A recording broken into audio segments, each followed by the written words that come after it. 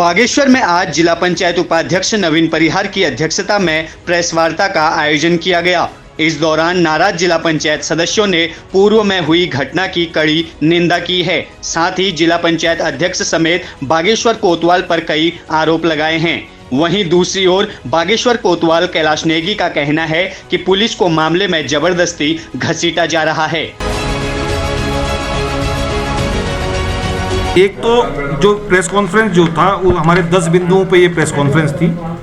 सबसे पहला तो रमेश जौहरी प्रकरण को जो याद दिलाने का काम जिला पंचायत की माननीय अध्यक्षा जी ने कहा, कहीं ना कहीं एक सत्ता के दल को, सत्ता दल भाजपा को उनने बैकफुट पर लाने का काम किया।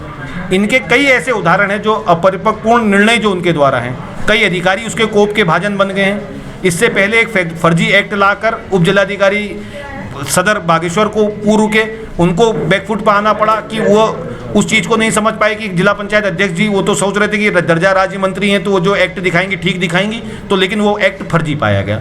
उसके बाद परसों जिलाधिकारी 21 तारीख की बैठक में जिलाधिकारी बागेश्वर को पत्र न लिखकर दूरभाष में सूचित कर उप जिलाधिकारी बागेश्वर को कहा। उप जिलाधिकारी बागेश्वर ने भी उस सदन में भेजने से पहले ये चीज़ की गारंटी नहीं ली कि आप पहले जिलाधिकारी से पूछते कि ये मामला है। उनने कोतवाल को कह दिया, कोतवाल सत्ता की हनक में डंडा लेके अंदर घुस गए और माननीय महिला सदस्यों के साथ बदतमीजी करी और उनको धाराएं गिनाने लगे। जिन धाराओं को उनने गिनाया 382, मैं पूछना चाहता हूं कोतवाल जी से कि वो 382 धारा आखिर है क्या। ये सब सम्मानित जनप्रतिनिधि पूरे जनपद में दोनों विधानसभाओं का प्रतिनिधित्व करते हैं और माननीय उपाध्यक्ष जी दोनों विधानसभाओं में माननीय उपाध्यक्ष के तौर पर जनपद में यहाँ पर वो हैं। तो आज इस तरीके का पत्र लिखकर 3 दिन बाद आप कहते हैं मुझे मेरी हत्या की आशंका है। आखिर ऐसा क्या आपको प्रकरण, आपको किससे हत्या की आशंका है? आपने लिखा है उनके किसी के पति से, हम तो दोनों पति पत्नी जिला पंचायत में ही है, किससे डर है आपको? जिला पंचायत अध्यक्ष और कोतवाली पुलिस का भी ये कहना है कि इस मामले में पुलिस को जबरदस्ती घसीटा जा रहा है। इस पर आप क्या कहना चाहेंगे? एक सदन के अंदर कोतवाल को अपनी कार्यों का निर्वाह कैसे करना है उसका ज्ञान होना चाहिए। आप सत्ता के तहस में आकर आपको क्या लगा? जिला पंचायत का पंचायती राज एक्ट कहता है अध्यक्ष की अनुपस्थिति में अपर मुख्य अधिकारी और वहाँ पर उपस्थित हैं तो उपाध्यक्ष जी स्वयं उस सदन के अध्यक्ष हैं। अध्यक्ष के नहीं होने पर उस समय माननीय उपाध्यक्ष जी और माननीय सदस्यगण वहाँ पर थे।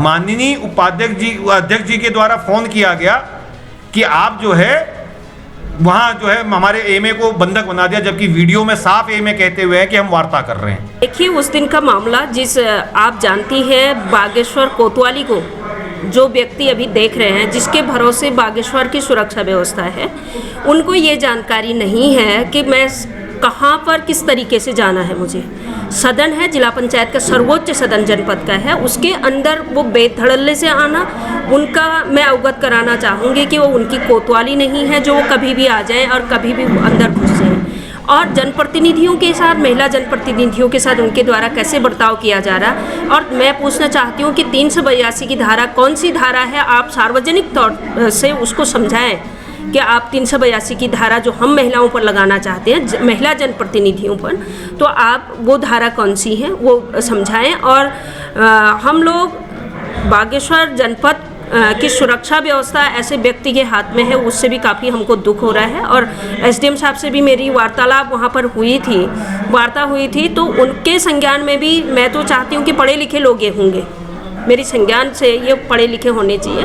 तो इनको जानकारी है कि पंचायतों में महिलाओं का प्रतिनिधित्व तो है, उसके बाद महिला कांस्टेबल नहीं आना क्या जताता है? क्यों डराना चाहते थे महिलाओं को कि एक जेंट्स आए और पुलिस की वर्दी में हो और वो थोड़ा सा डराए, धारा उनका ज्ञान देकर हमको, और वो धारा 382 की धारा को स्पष्ट करें। जो जिला पंचायत के जो अनुमानित राशि, जो वार्षिक अनुमानित राशि 9 करोड़ 1 लाख रुपए, जो ये कार्य योजना को इन्होंने जो पास करने की जो कोशिश की गई है, उसी का एक भाग ये है कि इनके द्वारा जो आज ये अपने हत्या के लिए जो साजिश रची जा रही, जो हमारे ऊपर आरोप लगाए जा रहे हैं, यही एक कारण है कि ये अपनी सत्ता के दबाव में आकर इस कार्य योजना को पास करने के लिए, उस दिन जो हल्ला हुआ है वहाँ पर, मैंने उसको अपने मीडिया के माध्यम से मैंने लोगों को दिखाने, फेसबुक पेज से दिखाने की कोशिश की है कि क्या वहाँ पर हुआ गया कि उन लोगों के द्वारा इस योजना को पास करने के लिए जो जल्दीबाजी की गई, उसका हम लोगों ने सबने विरोध किया। विरोध करने के उपरांत उन्होंने जब वोटिंग कराने की कोशिश की गई, क्योंकि देखिए हम जनप्रतिनिधि सभी अपने अपने क्षेत्र से चुन के आए हैं और कोई भी जनप्रतिनिधि किसी राष्ट्रीय सिंबल से जीत के नहीं आया है। मैं स्वयं एक निर्दलीय के तौर पर जीत के आया हूँ। माननीय अध्यक्ष जी से भी मेरा यही कहना था कि आप सत्ता के दबाव में आके चीज़ें यहाँ पर ना किया करें। जब भी आप सदन के अंदर आए अपनी पार्टी विचारधारा को बाहर रख के आएँ, क्योंकि यह सदन जिले का सर्वोच्च सदन है। यहाँ पर पार्टीवाद न करते हुए एक परिवारवाद के तरीके से सदन को हम लोगों को चलाना चाहिए। अगर जब आप लोग अपने सत्ता की दबाव में आकर ये चीज़ें करने की कोशिश करेंगे, बजट को आवंटन को गलत करने की कोशिश करेंगे, तो हम तो विरोध करेंगे ही। और उसी विरोध के क्रम में जब मेरे द्वारा वहाँ पर आवाज़ उठाई गई कि यह चीज़ें सब जो है गलत चल रही हैं, तो माननीय अध्यक्ष जी ने अपनी मनमानी करते हुए सदन की गरिमा को तार-तार करते हुए वहाँ पर सभी अपने सदस्य से कहा गया कि वोटिंग करेंगे। अरे वोटिंग का प्रावधान अगर होता तो हमारे जिला पंचायत क्षेत्र में जिस तरीके से बजट आता है जनसंख्या के आधार पर आता है, उसी जनसंख्या के आधार पर सभी जिला पंचायत क्षेत्रों में सामान्य बजट के लिए हमने हमेशा माननीय अध्यक्ष जी से कहा है। उसके बाद भी उनके द्वारा इस प्रस्ताव को पास करने पर मेरे द्वारा वहाँ पर विरोध किया गया, माननीय सदस्यों के द्वारा विरोध किया गया, तो वह बीच में ही सदन को स्थगित करके अपना उठती हैं। उनके साथ उनके माननीय सदस्यगण उठ के बाहर आते हैं, क्योंकि देखिए हमारे सदन का मामला था। सदन में वार्ताएं चलती रहती हैं, नोकझोंक होती रहती है, हम अपने बजट के लिए अपने प्रस्ताव रखते हैं। इन चीज़ों में हमेशा हम लोग आगे भी रहे हैं। तो जिस तरीके से हम लोग वहाँ पर बैठे हुए वार्ता कर रहे हैं, एमए साहब, मागी लोग, हम सभी सदस्य वहाँ पर थे, तो माननीय अध्यक्ष जी द्वारा इस तरीके से पुलिस को सदन में भेज के, मेरा ये कहना है अध्यक्ष जी का 6 महिला सदस्य उसके अंदर हैं, तो अगर पुलिस आई तो पुलिस ने शिकायतकर्ता भी तो वहीं बैठे थे, माननीय अध्यक्ष जी वहीं थी, माननीय अध्यक्ष जी के पास पहले पुलिस को जाना चाहिए था, माननीय अध्यक्ष जी को साथ में लेके आना चाहिए था, तब सदन के अंदर आते, ना कि सीधे आके हमारे माननीय सदस्यों को धमकाने का काम नहीं करते। जी, कुछ दिन पहले जिला पंचायत में एक मीटिंग हुई थी इनके बजट के संबंध में, तो इन लोगों के बीच कुछ आपसी क्या विवाद हुआ, उसमें जो है मुझे एसडीएम साहब ने मजिस्ट्रेट ने आदेश करा कि आप जिला पंचायत में जाएं। वहाँ पर जो है जिला पंचायत में उनके जो एएमए हैं और अकाउंटेंट हैं, 2-3 लोगों को वहाँ पर बंधक बना के रखा है। तुरंत पहुँचे और मैं जबकि एक मीटिंग में था, तो उसी के कुछ समय बाद फिर शिव साहब का भी फ़ोन आ गया, तो मैंने मामला बहुत ज़रूरी अर्जेंट समझा, इसलिए मैं तुरंत फिर वहाँ पर गया। वहाँ पर जाकर के देखा तो वास्तव में दरवाज़ा बंद था और अंदर से कुंडी लगा के कुछ लोगों ने अपनी कुर्सियाँ भी वहाँ पर कुछ बाहर अंदर से लगा रखी थी। तो मैंने दरवाज़ा खटखटा के उनसे दरवाज़ा खोलने के लिए अनुरोध किया और बड़ी शालीनता से हम अंदर गए। और अंदर जाने के बाद हमने उन्हें बताया भी कि ऐसे ऐसी करके सूचना एसडीएम साहब ने दे रखी है, मुझे क्या मामला है, और जो भी है आप मीटिंग में ऐसे दरवाज़ा बंद न करें और इसको दरवाज़ा खोल करके जो भी मीटिंग है उसको करें। तो जो सदन की बात करें, सदन तो उसे तब कहेंगे जब वहाँ का अध्यक्ष, वहाँ के स्पीकर मौके पर होंगे। सदन उस समय जो स्पीकर जो हैं उस समय कुछ समय पहले अध्यक्ष महोदया जो है वहाँ से सदन समाप्त होने के बाद चली गई थी और सारे अधिकतर सदस्य भी सब चले गए थे। मीटिंग समाप्त हो चुकी थी उनकी। मीटिंग समाप्त होने के बाद लगभग 1-1.5 घंटे का समय हो गया था। उसके बाद हम वहाँ पर गए, जो कह रहे हैं कि सदन में पुलिस कैसे आ गई, जबकि वो मेरे कोतवाली क्षेत्र के अंदर ही जिला पंचायत का भवन आता है।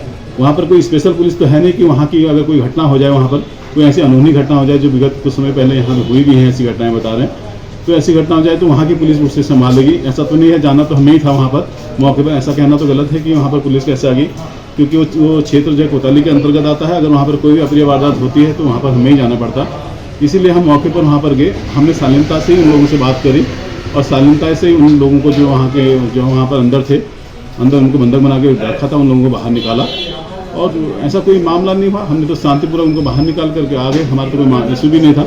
इन लोगों का आपसी कोई जो भी बजट का झगड़ा था, अब उसमें जबरदस्ती पुलिस को घसीटने की बात हो रही है, जबकि पुलिस का कोई ऐसा मामला ही नहीं है। भगवान न करे अगर कोई वारदात अंदर बंद कमरे में हो रही थी, इन्हीं के साथ कोई वारदात हो जाती है, हमें फ़ोन करते तो हम नहीं थोड़ा जाते, हमें तुरंत जाना ही जाना पड़ता। और हमें ये तो संज्ञान में नहीं था कि अंदर किसने किसको बंधक बनाया, कौन लोग अंदर हैं, उसमें महिलाएं भी हैं, पुरुष भी हैं। हम तो अंदर गए, शानदार उसके अंदर महिलाएं थोड़ा थे, पुरुष भी थे सारी। और जो महिला नहीं दिख रही, हमारी SSI मैडम मौके पर थी, बाहर से वो खड़ी थी और उसके 5 मिनट बाद शिव साहब मौके पर आ गए थे। तो और मैं एक मजिस्ट्रेट के कहने पर मौके पर गया था, अपने मन से वहाँ पर गया नहीं था। नहीं, हमने कोई ऐसी जो बात करें धाराओं की, ऐसे धारा वाले कोई मतलब नहीं। मैंने इनसे ये ज़रूर कहा कि अगर जिस तरह का ये आरोप है बंधक बनाने के, उसमें इन धाराओं पर अगर ये कहेंगे तो फिर मुकदमा आपके ऊपर हो सकता है, इसलिए ऐसा न करें। हमने तो उनसे ये कहा था कि मामला जो है शांतिपूर्वक संपूर्ण हो जाए, लेकिन वो लोग इसको दूसरी तरफ मोड़ करके पुलिस को जो है टारगेट बना करके एक ज़बरदस्ती का इशू मनाने की कोशिश कर रहे हैं, जबकि ऐसा कुछ भी नहीं है। हमने बहुत शालीनता से और बहुत धैर्यपूर्ण तरीके से वहाँ पर काम किया। मैं तो किसी को जानता भी नहीं था, मैं तो अभी 1 हफ्ता पहले ही वहाँ पर आया था, तो इसलिए मैं किसी सदस्य न वहाँ के किसी भी सदस्य को जानता था, न ईएमओ आपको जानता था, न मैं तो किसी को भी नहीं जानता था। बल्कि जो इधर बैठे हुए थे उपाध्यक्ष महोदय, मैं तो उनको ईएमओ समझ के उनसे बात कर रहा था, लेकिन बाद में पता चला कि ईएमओ ये नहीं बगल में है। तो तब मैंने उनसे कहा, तो उन्होंने खुद अपने बयान में लास्ट में ये शब्द कहा कि हाँ, मीटिंग ख़त्म होने के बाद इन लोगों ने मुझे यहाँ पर बिठा दिया था ज़बरदस्ती ये करके। तो ऐसा तो कोई मामला ही नहीं है। अब ज़बरदस्ती पुलिस को टारगेट करने की बात है। हमें पता है कि वो सब जनप्रतिनिधि लोग हैं, हम उनसे क्यों मतलब गलत व्यवहार करेंगे या क्यों बदतमीजी करेंगे? ऐसा तो संभव ही नहीं, सवाल ही नहीं होता कि हम उनसे ऐसा कुछ बर्ताव करेंगे।